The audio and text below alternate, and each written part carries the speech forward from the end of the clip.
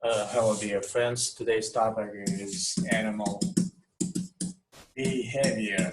Behavior. How animal behaves. Let me uh, get interested in this. How animal is connected to the environment and how they show some signals of some actions towards the environment, towards people. And here I have to mention some key points here. Animal behavior includes all the ways animals interact with other organisms. So we have to mention that there is an organism here, and organism will interact with the environment, which is the physical environment. So the question will be here, how this organism will interact with the physical environment. And the answer will be yes, easy. Of course, by doing some life activities, running on the grass, eating some food, etc. Let me give you this example, which is the explanation for how organisms interact with the nature. So we divide it into two, 1 and 2. 1, it's biotic, from the word bio and biotic, and the next one is abio, which is, what does it mean? Bio means here life, which is living organisms, living, and abio means here it is non-living, non-living.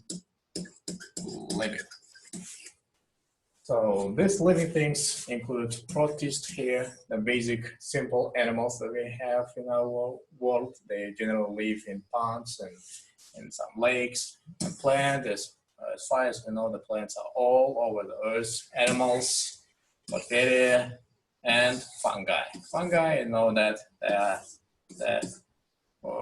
mushrooms. Okay, and draw better mushroom here. Or like this, mushrooms. And we have the bacteria here, which are also living. We don't have to forget about the bacteria here. And the little microorganisms. What did we forget here is the virus, right? Virus is inside biotic. Am I right? No, it's a mistake. This is the misunderstanding. Virus is not living. So we can't include them in the biotic factor here. So for the abiotic factors, let me get into this.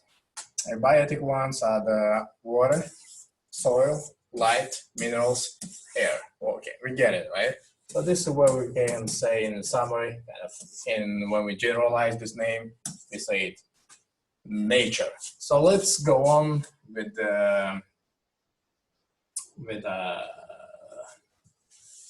okay, let me clarify this point. These organisms, living things, interact with non-living things in a biotic fashion. To fully understand the behavior, we want to know what causes it. So what causes these behaviors? What causes the behaviors between these two connections? How it develops in an individual, how it benefits an organism, and how it is evolved.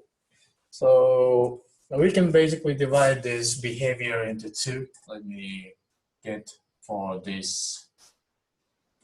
We can divide the behavior into two, which is the innate and acquired.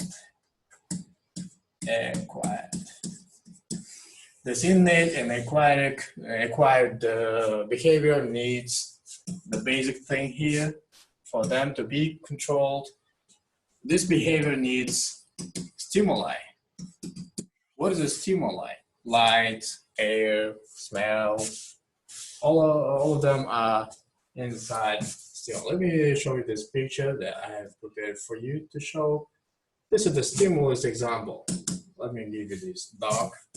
His dog has a saliva here, so we can understand that this dog wants to eat.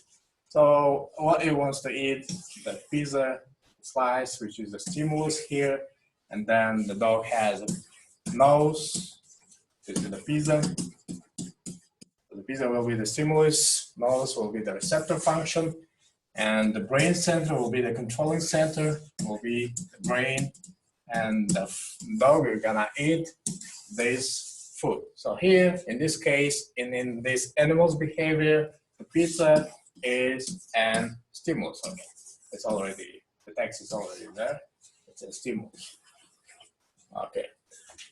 And innate and acquired, let me talk about them and I'll summarize my lesson. Let me talk about the innate one. What is innate? Innate is learned, not learned, okay? It's, we are born together with this innate. We can't create these actions. These actions are already inside of us. For example,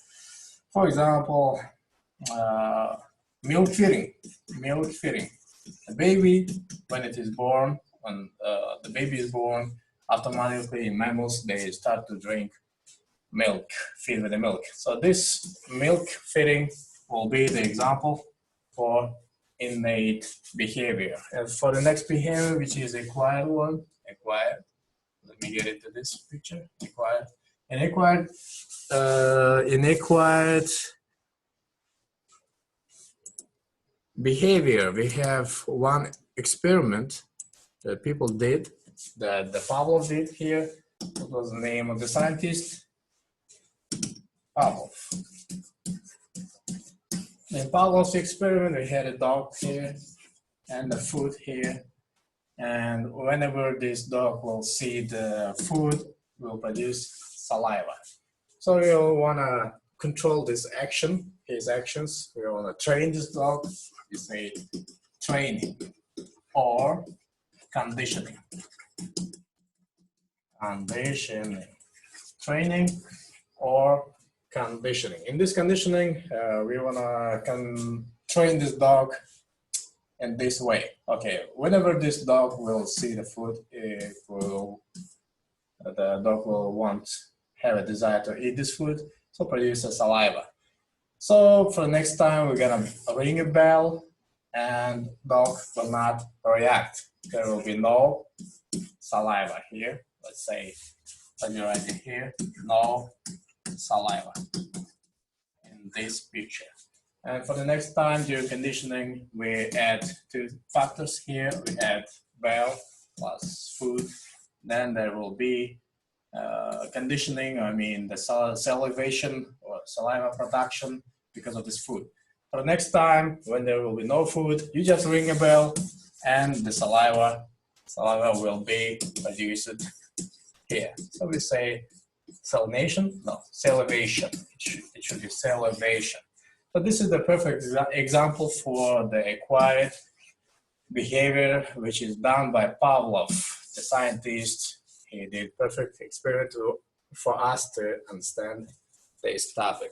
Thank you for your attention. Goodbye.